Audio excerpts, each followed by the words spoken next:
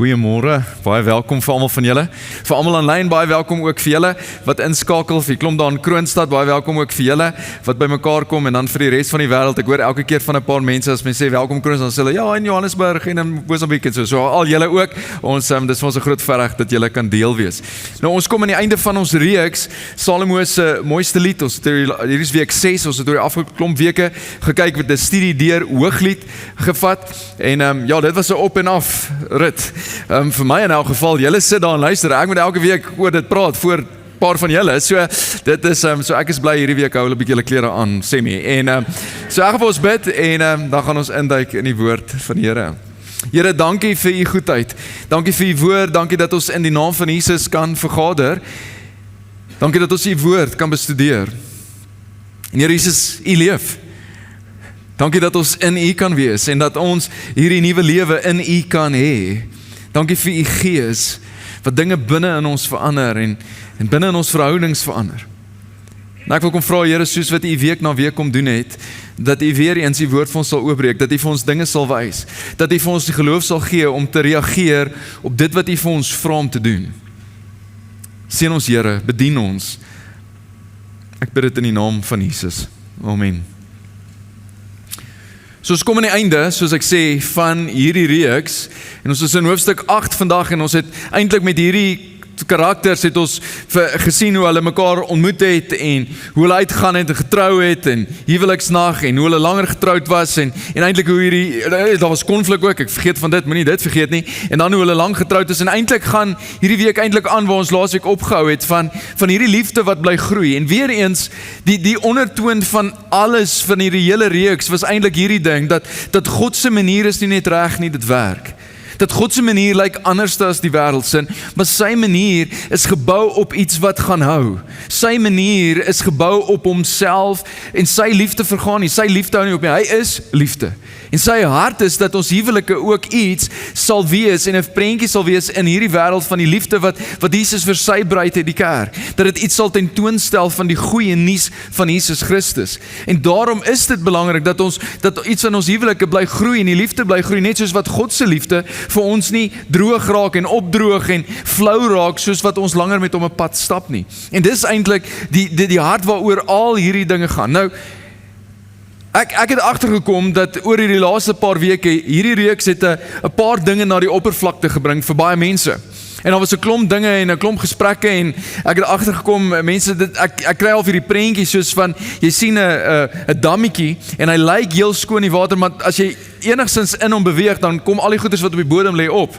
En vir party mense het daar 'n klomp goeders opgekom en skielik moes ons met 'n paar dinge hanteer en party mense het aangeklop hier by die beradingskantoor en dis wonderlik en ons wil jou graag help. Ek het 'n klomp gesprekke gehad met mense en van hierdie gesprekke was soos, ons het gedink ons fine en toe sê jy sekere dinge en nou besef ons is nie binne die wil van die Here nie. En ek wil net sê ek was die boodskapper. Dis die woord van die Here en God se gees wat hierdie dinge oopbreek binne in ons lewe. Maar wat vir my wonderlik is dat talle mense het sekere stappe geneem en dis die vraag, wat doen jy met wat jy gehoor het? Wat doen jy met wat die Heilige Gees hier binne jou gestuur het en wat die woord oopgebreek het? Wat doen jy daarmee?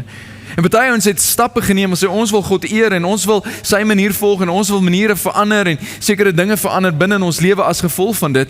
En ek wil vir jou sê, is wanneer jy gehoorsaam is en doen wat die Here vir jou wys om te doen, daar is seëning in dit. Sy hand is daar, hy seën gehoorsaamheid. Maar ek weet ook, dat baie van die goed wat opgeskop is baie van julle is dalk in 'n verhouding, of jy is dalk nie meer in 'n verhouding as gevolg van baie seer. En dis van baie dinge wat gebeur het in jou lewe. En hoe hanteer jy dit? En hoe hanteer jy jare se teleurstelling? Ek het so gelag, iemand het vir my Vrydag 'n video gestuur en hulle neem die storm wat buite af gebeur en ons soos, hy sou my vanaand op 'n date gevat het en toe breek hierdie storm uit en ek het lekker gelag oor dit, maar party van julle is dit binne in jou huwelik eintlik so. Dit is die storm. En jy het 'n klomp dinge gehoor en jy weet nie eintlik lekker wat moet jy hiermee doen en hoe moet jy verder vorentoe gaan. En my gebed vir vandag is dat jy sal iets hoor die hart van God vir jou ook. Dat daar's 'n God wat sien, daar's 'n God wat weet.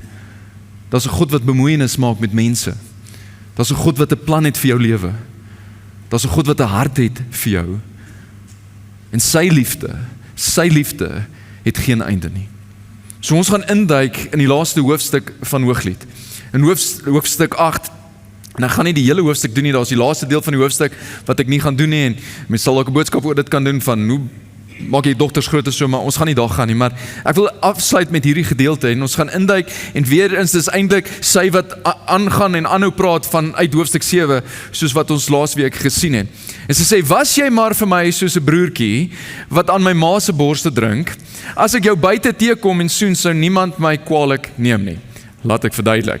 So wat hier gebeur is in hierdie tyd en in antieke tye en binne in hierdie Bybelse tyd is dit dat jy het nie in die openbaar enigsins fisiese kontak gewys nie, al was jy getroud. Dit was net frowned upon. Dit is net, jy doen dit nie, behalwe as jy familie is. Dis fyn as familie aan mekaar vat of as ma en kind en dis hoekom sy sê, ek het soveel liefde vir jou en ek wens ek kon dit net in die openbaar wys. Ek wens ek kon net vir almal dat duidelik weet dat ek is joune en jy is myne en ons behoort aan mekaar en ek is lief vir jou en sonder dat enigiemand my kwaadlik neem waar en wanneer ek dit wys. Dis waaroor hierdie gaan. En dan sê sy, ek sal jou lei, jou na my ma se huis neem, sy wat my geleer het, ek sou vir jou kruiewyn gee om te drink, die sap van my granate. Laasweek ons sien die kruiewyn in die naaltjie en gaan kyk laasweek, en die sap van my granate is weer eens dat ek wil my liefde vir jou gee. Ek het nog steeds die liefde wat ek vir jou het, word al hoe sterker en nog steeds dieper, en ek wil nog steeds hierdie liefde vir jou gee. En dan sê sy, sy linkerarm is onder my kop, sy regterarm omhels my, dis weer eens 'n intieme posisie wat hulle eintlik verkeer, en dan hierdie sê ding wat 3 keer in Hooglied voorkom, dis die 3de keer wat hulle dit gaan sê. Ons het al 2 keer gesien, meisies van Jerusalem, ek besweer julle, moenie die liefde aanwakker nie, moet dit nie opwek nie, voordat dit nie self wil ontwaak nie, en in die vorige 2 kere wat dit gesê is, was spesifiek dat hulle was nog nie getroud nie, en dan sê, luister, daar's 'n tyd vir dit, daar's in God se raamwerk 'n sekere tyd vir dit, en dis nie voor die huwelik nie, moenie dit aanwakker nie. Nou kan ons vra, hulle is al hoe lank nou getroud, en nou is dit hierdie hele ding van, moenie dit aanwakker nie, wat gaan nou hier aan, wat bedoel hulle, is ons nou getroud, en eintlik net wat hier gebeur is, soos, sê, luister, julle is in die publiek nou, en dit is baie keer, sal ek vir Ermie 'n drukkie gee, en ek sal wel sê, ek is lief vir haar, en dan sê kinders soos, jy weet, en dis eintlik wat hier gebeur, soos, just get a room, verstaan, ons weet julle is lief vir mekaar, maar asseblief, dis nie die plek en die tyd nie, en weer eens, dit is dat die huwelik is op 'n sekere manier, en daar's 'n plek en 'n tyd en 'n manier, om hierdie te doen, en dan gaan hulle huis toe. En dan is dit weer eens hierdie jong vrouens of die koor wat party vertaling sê, wat iets sê, dan sê hulle, wie is dit wat daar uit die woestyn kom aan die arm van haar liefste? Nou hier is die ding, hierdie is die jong vrou wat eintlik haar die hele tyd aansê en sê, ons is so bly, dit gaan goed en ons is bly oor die liefde, en nou vra hulle, wie is dit? En hier is wat jy moet sien, hierdie verteenwoordig die transformasie wat in haar lewe gebeur het. Sy het verander as gevolg van hierdie vroue. Ons het al leer ken as eintlik net hierdie meisie wat op die plaas werk, en sy sê, moenie na my kyk nie, en my broers laat my werk in die wingerde, en soos wat hulle verhouding gegroei het, omdat hy konstante omgewing geskep het, waar sy kan veilig wees, kon sy meer en meer word die vrou wat God vir haar bestem het om te wees, kon sy verander en kon sy groei, en eintlik het daar soveel transformasie gebeur, dat hulle herken haar nie eers nie. Hulle kan nie eers eintlik sien, dit is sy nie. En hier is wat jy moet weet, jou huwelik het die potensiaal en God wil julle in mekaar se lewens gebruik om eintlik julle te vorm om meer en meer te word die persone wat hy bestem het om te wees. Daar is min mense soos jou man of jou vrou wat jou kan vorm en dinge na die oppervlakte kan bring en vir jou kan wys wat het nog aandag nodig. Spreuke sê, yster slyp yster. En daar's min dinge soos die huwelik wat dit kan doen. Martin Luther het gesê, a man or a woman can become more like Christ in marriage than in monastery. Hy sê, luister, daar is iets wat in die huwelik kan gebeur, wat nie eers in die klooster kan gebeur nie. En hier is die ding, die bedoeling van hierdie is nie soos party man spot en soos, ek nie geweet daar soveel met my verkeerd totdat ek getrou het nie. Dis nie wat die konteks van hierdie nie. Die konteks is dat God gebruik ons in mekaar se lewens om ons te vorm soos wat hy wil. So hulle vra, wie is dit wat daar uit die woestyn kom? En dan kyk mooi, aan die arm van haar liefste. En hierdie verteenwoordig hierdie ding dat ons is saam in hierdie ding. Ek steun op jou en jy steun op my. Ons is in dieselfde span. Dit is 'n spansport. Ons is 'n span. Dit is nie soos 2 persone wat saam gaan golf speel nie. Dit is nie 'n spansport nie. Dit is dat jy het 'n rol en ek het 'n rol. Jy het sterkpunte en ek het sterkpunte. En ek steun op jou en jy steun op my. Dis waaroor hierdie gaan, is dat ons stap hierdie pad saam. Jy sien, daar's baie uitdagings in die huwelik. Dinge gebeur, lewe gebeur, uitdagings gebeur, dinge wat jy nie eens beplan het nie.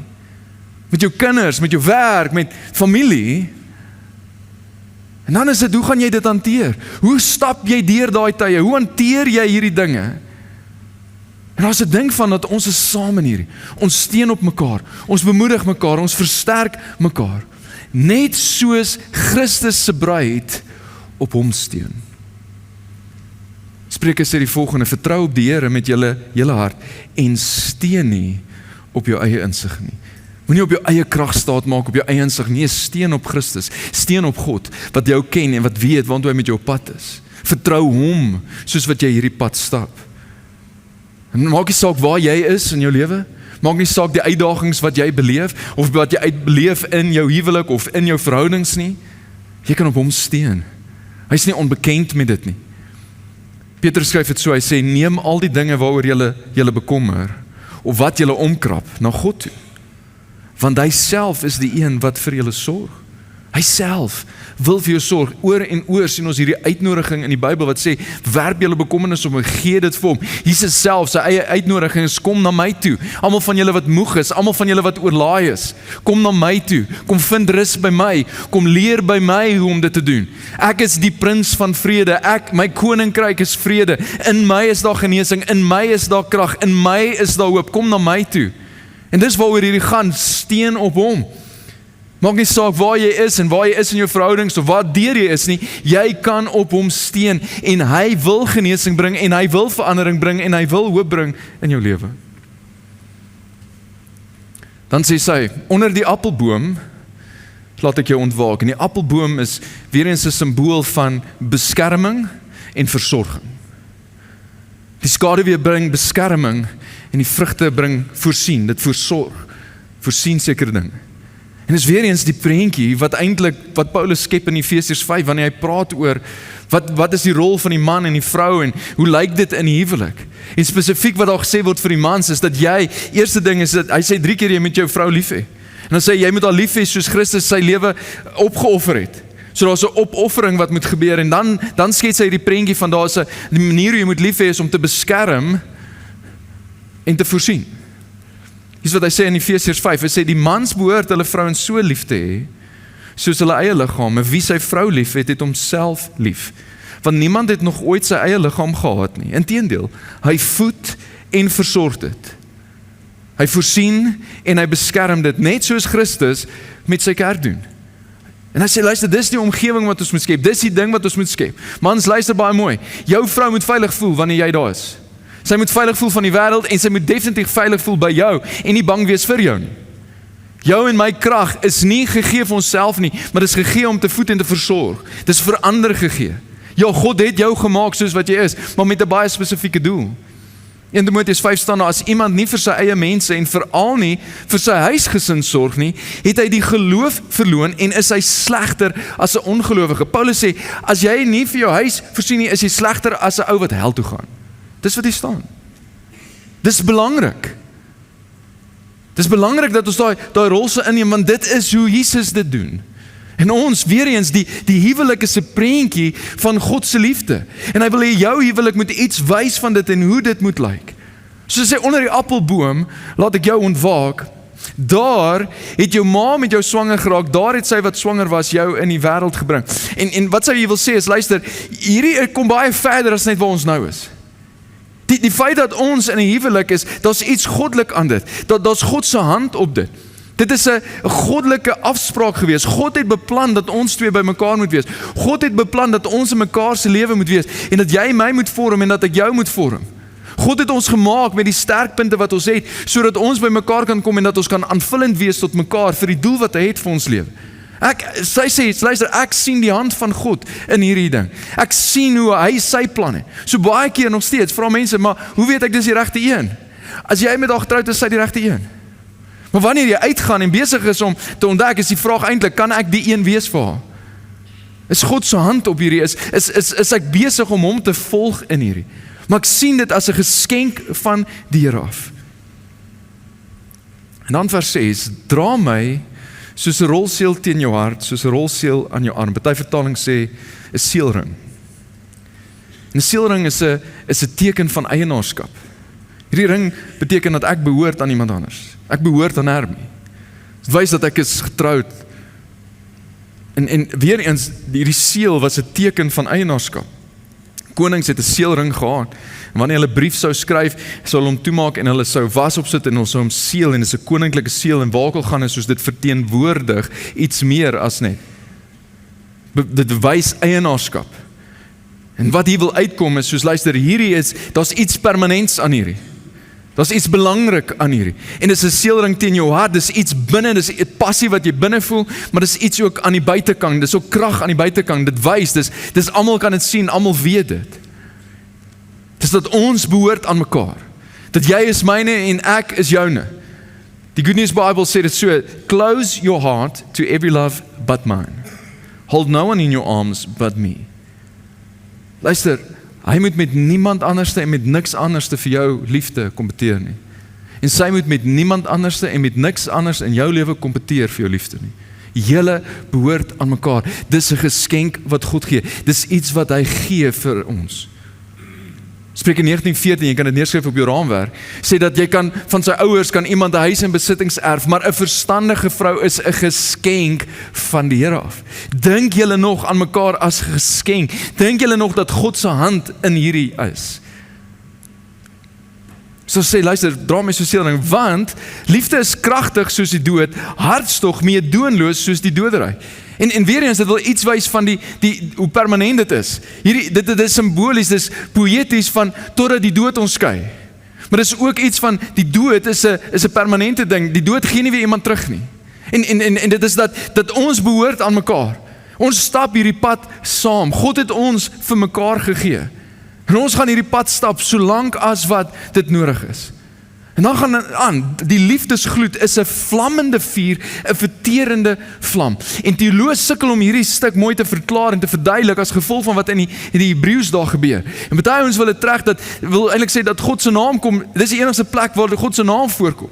Want dit is 'n deel van daar's eintlik die vlam van God, wil baie ons dit vertaal. Maar baie ons sê nee, jy moet dit nie so vertaal nie, maar dit bly terugkom na vlammende vuur, verterende vlam, en dit bly simbolies van God, veral in die Ou Testament. En Deuteronomium sê dit dat God is 'n verterende vuur. Dit staan ook in Hebreërs dat hy is 'n verterende vuur. Daar was 'n wolkkolom en 'n vuurkolom wat die Israeliete. En wat hy wil sê is, luister, hierdie liefde wat ons beleef binne in ons huwelik, die bron van dit moet iets meer wees as net julle eie liefde en julle eie krag. Dit moet verder en dieper wees, en as dit gebou is op die liefde van God, is dit iets wat kan aanhou brand. Is dit iets wat kan aanhou groei. Want hy is die bron. Hy is liefde. Dis wie hy is. En as iets van sy liefde, waarop ons dit bou brand, kan dit aangaan. Want sy liefde hou nie op hier. Hy kan nie ophou nie. Dis wat Paulus skryf in 1 Korintiërs 13, die liefde vergaan nooit nie. Die woordjie daar in Hebreëus waar liefde gebruik word soos die doderyk, is die Hebreëse woord ahava. En dis 'n onvoorwaardelike liefde. Dis iets wat ek kies om te doen. Abba. Die Griekse woord hier is agape, en is presies dieselfde tipe liefde. Dis 'n onvoorwaardelike liefde. Dis dat ek kies om dit te doen. Dat God het gekies om ons lief te hê. En dan vers 7, baie water kan die liefde nie blus nie. Riviere kan dit nie wegspoel nie. Hier's wat jy moet weet. As jy wil groei in jou liefde, jy en ek het 'n vyand. Daar is 'n vyand wat die liefde wil blus in jou huwelik, wat dit wil wegspoel. En hy sal alles bring teen die huwelik en alles bring teen jou huwelik. Ons sien eers die duiwel in die tuin van Eden nadat Adam en Eva by mekaar gekom het. Daar was eers die huwelik en toe is daar oorlog. En dit is nog steeds wat gebeur, die wêreld is nog steeds teen die huwelik. En ek wil vir jou sê, enige aanval teen die instelling van die huwelik is demonies van aard. Dit is nie van God af nie. Dit is van die een wat dit nog altyd wou verwoes, want hy weet, dis 'n prentjie van die liefde wat God het vir mense. Die liefde wat Christus het vir sy bruid, die kerk. En wanneer daar iets van dit, enigstens die liefde van God kan tentoonstel in 'n donker wêreld, dan is daar moeilikheid. So hy sal alles doen om hierdie liefde te blus en dit weg te spoel en dit uit die pad uit te kry. So jy moet weet, daar is 'n oorlog aan die gang.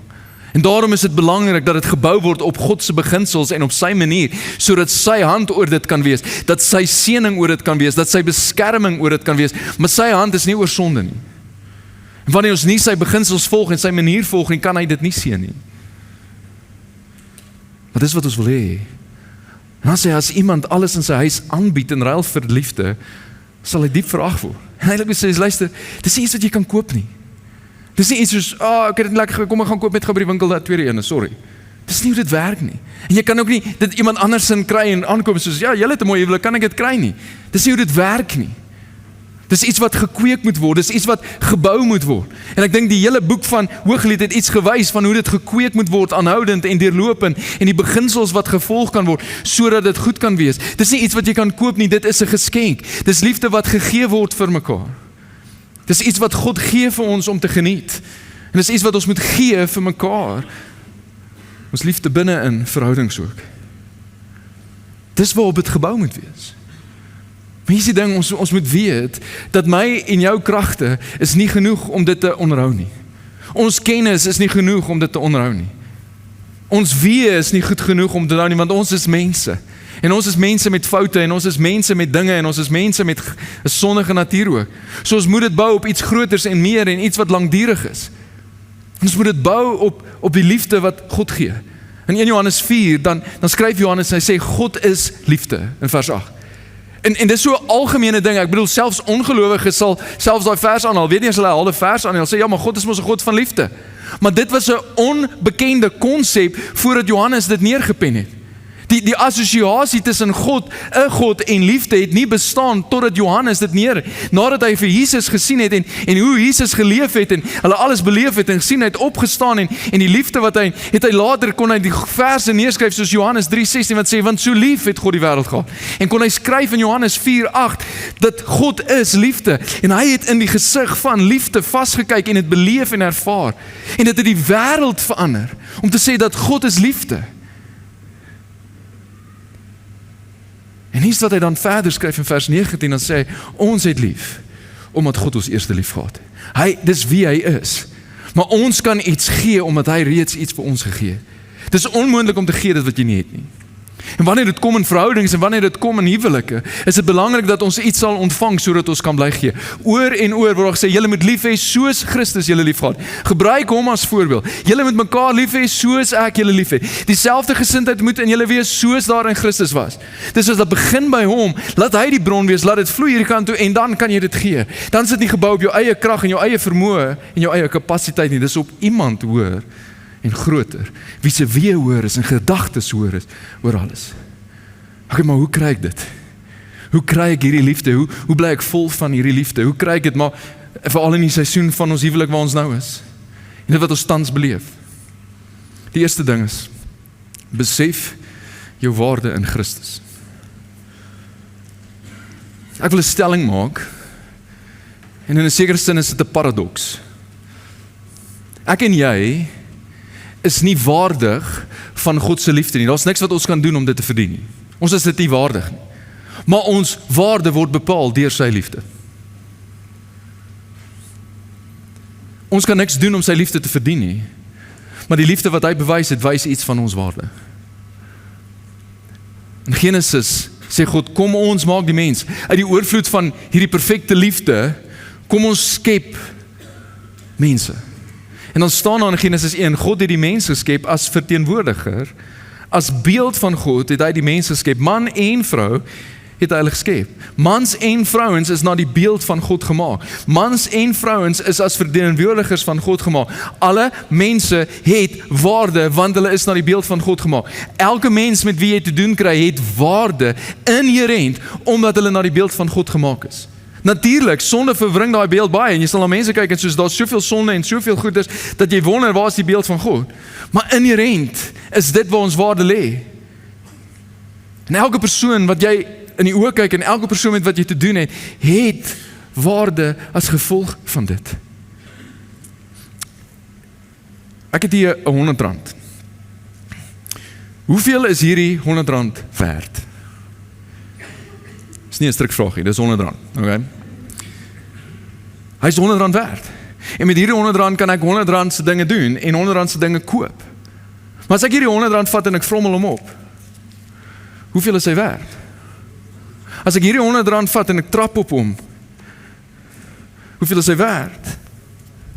As ek hierdie R100 vat en ek sê jy is belaglik en jy sal nooit iets sê nie, jy sal nooit waarde hê nie en jy sal nooit in my oor regkom nie en jy sal altyd 'n failure wees, hoeveel is hierdie R100 nog steeds werd? Sien, hierdie R100 bly R100 werd oor hoe hy gemaak is. En die waarde is voor die tyd bepaal. Ek besef in baie huwelike, voel jy soos niks. En as dinge oor jou gesê en as op jou getrap, miskien is dit nie eens in die huwelike en dit is hoe jou lewe lyk. En jy wonder, het ek enigstens waarde? Is ek enigstens goed genoeg? Hier's wat jy moet weet, jou waarde is voor die tyd al reeds bepaal. God het die wêreld so lief gehad. Kom ons verander dit. God het jou so lief gehad, dat hy sy enigste seun gegee het. Nie 'n engel wat verveeld was ergens in die hemel nie, nee, die beste wat hy het. Sy enigste seun het hy gegee, sodat die wat in hom glo nie verlore sal gaan nie, maar die ewige lewe sal hê. En Jesus sê die ewige lewe is om hom te ken.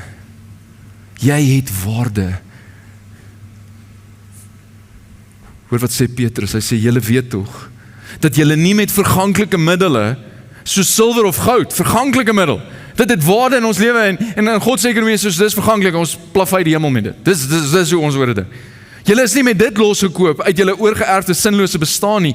Inteendeel, julle is losgekoop met die kosbare bloed van Christus, die lam wat vlekloos en sonder liggaamsgebrek is. Dit is die waarde wat jy het. Dis die waarde wat God bereid is om te betaal vir jou. Die bloed van sy enigste seun, dat hy sy beste, sy seun gee vir jou. En jy gaan moet begin kies, want in 'n groot mate is dit te kies, dat wie gaan jy glo? Gaan jy jou eie gedagtes glo oor jou waarde? Gaan jy glo wat mense gesê het, en wat jou ouers gesê het, en wat jou ex gesê het, en wat jou man gesê het, of gaan jy glo wat die God van die heelal oor jou sê, die God wat deur sy woord die heelal in stand hou, en hy sê jy is goed genoeg, en hy sê jy het waarde, jy het soveel waarde dat ek bereid is om die beste wat ek het te gee, om te betaal vir jou, sodat jy myne kan wees, sodat jy aan my kan behoort. Dis hoe ek my liefde aan jou bewys het. Jy het waarde. Maar baie keer die seer en die teleurstelling maak dat ons dit nie kan ontvang nie. En daarom wil ek hierdie tweede ding vir jou sê. As jy die liefde van Christus wil ontvang, is verwyder die versperrings van seer en teleurstelling. Ek weet, en jy het dit al gesien, as daar optogte is of onluste is daar baie keer hierdie versperrings wat, ouens wat optog hou, versper baie keer paaie en ingang, en die doel daarvan is dat niemand kan in of uit. Baie keer is die polisie wat hierdie versperrings gee om hulle juist uit te hou. En 'n versperring is iets anders as 'n grens. Gesonde verhoudings het grense. En dit maak dat sekere goeders kan in en sekere dinge buite bly. Maar versperrings maak dat niks, selfs die goeie, kan inkom nie. En baie van julle het soveel seer en soveel wonde en jy het sulke hoë mure opgebou dat selfs dit wat goed is nie kan inkom nie. Die liefde wat vir jou gegee word nie kan inkom nie. Die liefde wat Christus vir jou wil wys, dat jy dit nie eens kan ontvang nie. Miskien as jy wil verander, is dit nodig dat jy iets van dit moet neerlê. Psalm 24, C.S. Lewis sê, to love at all is to be vulnerable. So om 'n plek te kom te sê, hier is ek. Hier is wat Psalm 24 sê, lig op julle koppe, poorte, ja, lig julle self op, ewige ingange, sodat die roemryke koning kan ingaan. Wie is hierdie roemryke koning? Die Here, magtig en heldhaftig, die Here heldhaftig in die stryd. Daar is 'n God wat wil inkom, wat magtig is en liefde het om jou te help in hierdie stryd wat jy mee in is. En wat jou wil kom versterk binne dit. Dis soos Openbaring wat sê, kyk, ek staan by die deur en ek klop. Ek staan by hierdie mure wat jy gebou het, ek staan en klop. As iemand my stem hoor en die deur oopmaak, sal ek ingaan. Ek sal na hom toe gaan en saam met hom 'n maaltyd hou en hy met my. Ek en jy het die teenwoordigheid van God nodig. En hy staan en klop. En party van julle hoor sy stem. En die vraag is, wat gaan jy doen? Gaan jy oopmaak? Want die laaste ding is, ontvang God se genesing. Hy het alles gedoen reeds, wat nodig is vir genesing. Psalm 147 sê, hy genees. Dis hy. Dis nie tyd nie. So baie mense sê, tyd sal gesond maak, dit doen nie. Dit maak dit erger. Dis hy wat genees. Soms vat dit tyd, maar dis hy wat dit doen. Hy genees die gebrokenis van hart en hy verbind hulle wonde. Dis hy wat dit wil doen. Die vraag is, gaan jy hom toelaat om dit te kom doen? Want hy het gedoen wat nodig is, sodat jy genees kan word. Peter sê, hy het seer gekry, sodat ons gesond kan word. Dis hy. Hebreërs 4:15, die hoëpriester wat ons het, is nie een wat geen medelee met ons swakhede kan hê nie. Hy was immers in elke opsig net soos ons aan versoeking onderwerp. Hy weet hoe hierdie lewe voel. Maar hy het nie gesondig nie. En kyk weer, hier is weer die uitnodiging. Kom ons gaan dan met vrymoedigheid na die genadetroon. Party vertaling sê met boldness. Jy kan gaan. Jy kan gaan, sodat ons barmhartigheid en genade ontvang en so op die regte tyd gered kan word. Daar is barmhartigheid en genade beskikbaar om jou te help doen dit wat jy nie in jou eie krag kan doen nie. Ek wil afsluit met hierdie wat Paulus skryf in 1 Korintiërs 13. En weer eens skryf hy, hierdie onvoorwaardelike liefde van God, dis hoe dit is.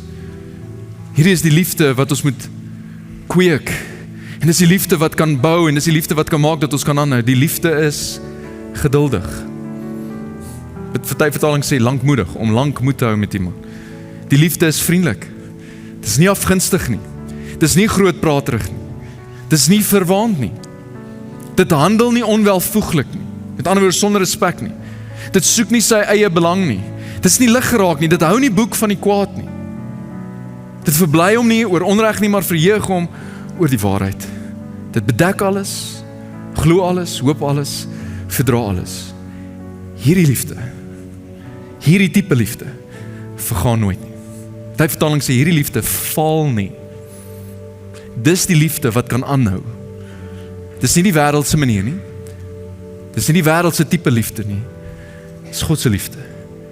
Want hy is liefde.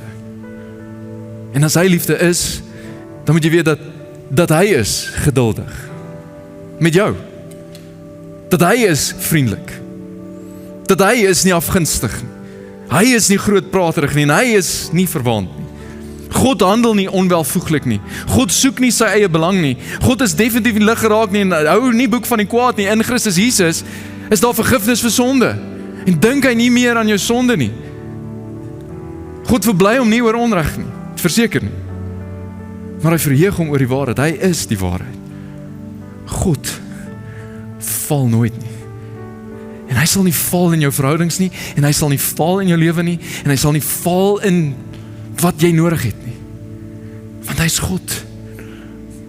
En hy ken jou storie, en hy weet wat jy nodig het. Die vraag is, sal jy hom toelaat? So, ek wil afsluit vandag. Jou Vader, daar is niemand soos U nie. U is die God wie se kennis ondeurgrondelik is. U weet is hoër as ons sin, U gedagtes is hoër as ons sin. Daar's niks wat U nie weet van elke persoon wat deel is van hierdie diens nie. U ken die swaar kry. Dalk is daar maskers wat opgesit is hier, maar U ken agter die maskers. U ken die detail. U ken die seer. U ken die teleurstelling. U ken die kwaad. Here, ek wil kom vra dat U deur die Gees sal kom en spesifiek sal kom wys wat dit is wat U wil hê ons moet doen. Dat ons sal reageer in hierdie oomblik. Dat ons nie net sal hoor nie, maar dat ons sal doen. Dankie dat U ons liefhet. Dankie dat U U liefde aan ons bewys het, nog voordat ons enige iets gedoen het om U liefde enigstens te verdien, en ons kan dit nooit verdien nie. En ek wil kom vra, Heilige Gees, dat U sal kom en mense sal bedien in hierdie oomblik. Dat mense sal weet, U is lief vir hulle, dat hulle U liefde sal ervaar en sal beleef. Dat U liefde hulle sal dring. kom bid dat hulle die stem sal hoor. Dat hulle sal weet wat hulle moet doen. Ek kom bid die naam van Jesus oor elke persoon. Ek kom bid u hand oor elke persoon. En ek wil kom vra, Here, kom bedien elke persoon in hierdie oomblik. Ons eer en ons prys U. Dankie dat ons kan lief hê, omdat U ons eerste lief gehad het. Dankie dat ons iets kan doen, omdat U dit eerste gedoen het. Kom bedien ons in hierdie oomblik, Here, in die naam van Jesus. Amen.